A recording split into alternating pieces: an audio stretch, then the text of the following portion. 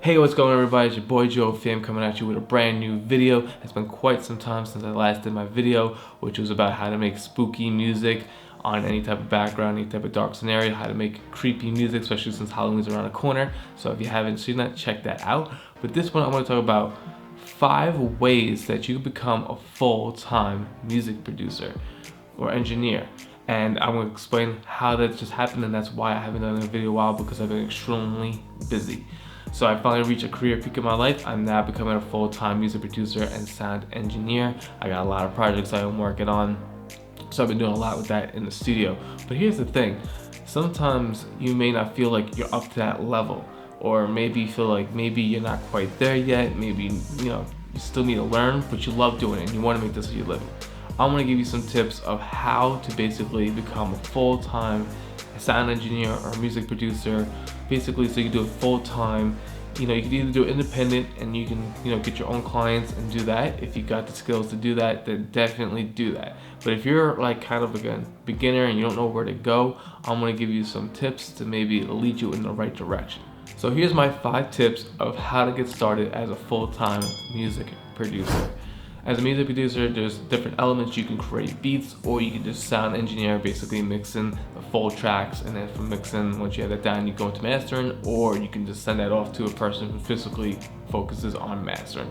But if you're trying to be a music producer, basically you have to learn how to also be a sound engineer as well when it comes to recording vocals and mixing all tracks into one.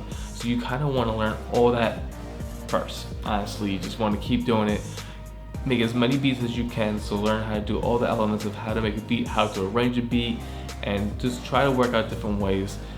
At first, they don't have to be the greatest, just enough where you can start building momentum, learn how to sample, learn how to just do little simple things. I say work on that for, a few months if you can. Try to build up something to showcase that, okay, I'm learning here, I progressed from my first horrible beat, and then I made 20 beats later. Just keep making beats. Honestly, you don't even have to worry about arranging beats right away. Just make a 4 to 8 bar loop, kind of like a different elements, and have different layers, and then move on to a new beat. Don't even worry about making a complete song. Just have an 8 bar loop that with a beat that sounds complete. Once you do about 20 of those, you'll start getting a hang of how chords work, how melodies work, how to entwine different techniques, and then eventually you're gonna learn, okay, now I can start arranging these tracks. Once you start learning how to arrange these tracks, then you're gonna learn automation. It takes time. It's not something you can learn, overnight. It takes a little bit of time. I went to school for it. I got my bachelor's in it. So that kind of helped, because I was 4 years of doing it, repetitive, learning different ways, different techniques, and now I learn more and more. Or get yourself something, like an MPC or some machine, because they have different elements that can kind of help with producing music a little bit easier. There's so much videos too. First, start that, do that. And now the next thing is you want to put vocals on those beats that you produce. Now, if you don't know how to sing, you don't know how to rap, you don't know how to do any of that, that's fine. This is what you do. You take your beat, right? There's AI technologies, I think, that like write the lyrics for you. Do that. Like, if you just fill in the blanks and then you write the lyrics for you, go with that style. Look up a Dr. Seuss book. Like one guy did it and came out amazing. Something that where you just put vocals on. You don't have to have the best vocals in the world. What this does is when you learn how to record vocals, so you'll learn how to stack vocals. So you learn how to do your main vocal, your ad-libs, your backing vocals, anything that you want to add to the track to spice it up. You'll learn how to do that. Your voice doesn't have to be great. It doesn't have to be amazing. It's just kind of get the point of how to learn how to control this. And then you start learning how to mix everything where it sounds clean. Once you do a good solid 5 to 10 tracks that are solid, good mix, good quality, decent quality. It doesn't have to be the best quality in the world, because listen, I'm not the greatest music producer out there, sound engineer, but this is gonna lead into my new tips. So basically, tip learn how to make a beat. Tip 2, kind of learn how to arrange your beat. Tip 3, mix your beat. Fourth tip, add vocals, and obviously learn how to mix those vocals with the beat where all it sounds one. Once you can do that, once you learn those 5 tips and basically combine a track together, now, okay, I'm doing this, I'm starting to get a hang of it, but I'm still not that great. But I want to be a full-time music producer. I want to be a full-time sound engineer. I don't have all these years of experience, or I don't know what to do. But I really want to do it. I don't want to work a 9 to 5 job. I just want to sit in a chair, edit, music, create music, and learn and grow. So this is how it worked for me, and this is how it will work for you in your town. Depends where you live in the United States or in the world or wherever you are. find a local studio, find some type of studio that maybe is looking for interns. So if you're going to school or not, maybe they'll still send you on as an intern. If not, try to just show those projects, because I always see ads all the time. Like, I'm looking for this studio, we're looking for producers, we're looking for sound engineers. But a lot of times they'll work with you. There's certain big studios that know they want you to have those years, they want you to have that experience, and that's it. But start small. So right now I'm starting small, but they have a lot of connections, so it's a growing. So basically it's kind of like a development, where I'm learning stuff every day. So as I'm growing, I'll get more and more projects that are bigger and better. But first, so they start me off smaller, so I'm learning and I know how to build up my skills that are already obtained.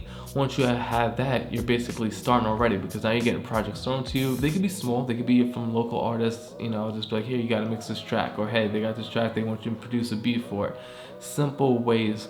But when you're in the studio, it's a little bit better than just doing it on your own. You can do it on your own if you want to market yourself and just get your own beats out, offer your own mixing, go on Fiverr. You can do all that as well. I mean, that's a good stepping stone, a good practice too. But the best part is when you work with a studio, especially if you work with other engineers who's been in the game for a lot longer, you can, most of the time they'll be like, okay, here, make a rough mix, make it sound as best as you can, send it to me. I'm gonna re-look at it. After I re-look at it, I'm gonna send it back to you and tell you what you should fix. And once you fix that, boom, good, make sure the client's happy, on to the next project. And it's good to have that extra ear. So the kind of, there's a lot of studios that go through this development stage with you, and they help you grow. And then once they feel comfortable enough where you grow, they pay you more.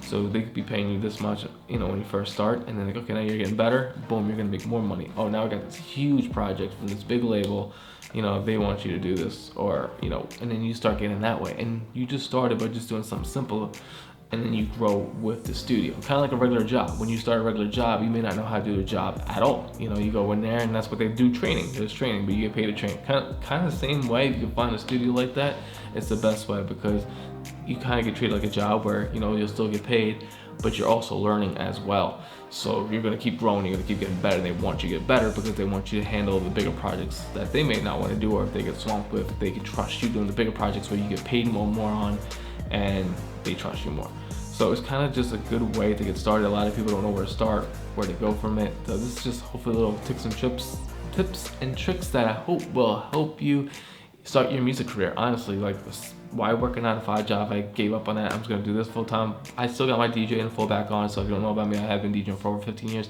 So I still have that to fall back on now that things are opening back up for me. I will start having a lot more DJ gigs, so I can still balance out while these projects are coming in. And from there they offer different incentives.